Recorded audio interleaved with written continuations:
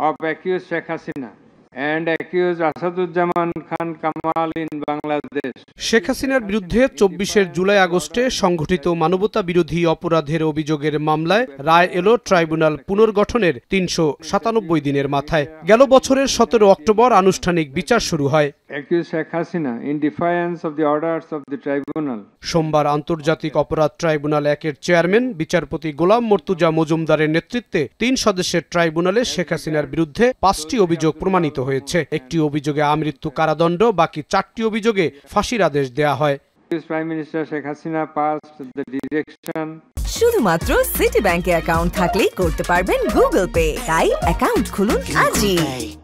রায়ে ট্রাইব্যুনাল বলেন, শেখ হাসিনা, আসাদুজ্জামান খান কামালের সব সম্পত্তি বাজেয়াপ্ত করার নির্দেশ দেওয়া হয়েছে।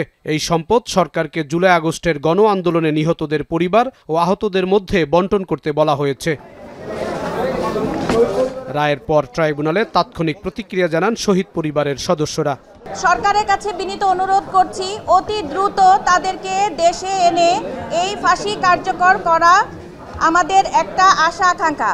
যে রায় ঘোষণা হয়েছে, রায়টা আমরা সাধুবাদ জানাই। ফাঁসির রায় হয়েছে, আসাদুজ্জামান খানের ফাঁসির রায় হয়েছে, আমরা অনেক খুশি। শহীদ মীর মুগ্ধের ভাই মীর স্নিগ্ধ বলেন, এই রায় শহীদদের পরিবারের স্বস্তি নিয়ে এসেছে। আমরা খুনি শেখ হাসিনা এবং সাবেক খুনি স্বরাষ্ট্রমন্ত্রীর যেই রায়টি এসেছে সেটির সাথে আমরা একমত পোষণ করছি। সাবেক প্রধানমন্ত্রীর রায়ে সন্তুষ্ট হলেও সাবেক আইজিপি মামুনের সাজা নিয়ে আপত্তি জানান শহীদ পরিবারের সদস্যরা।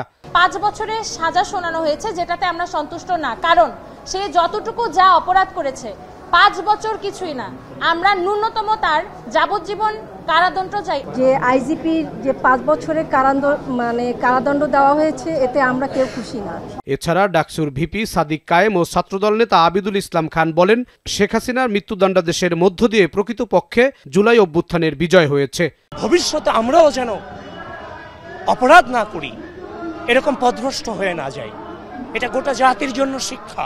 হাসিনাকে ভারত থেকে স্বাধীন বাংলাদেশে দ্রুত নিয়ে আসতে হবে।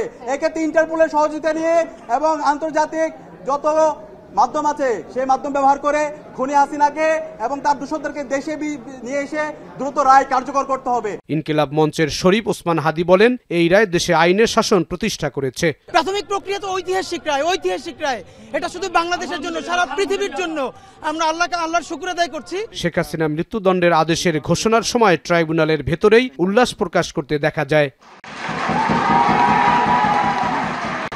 জাহিদ হাসান, এখন, ঢাকা।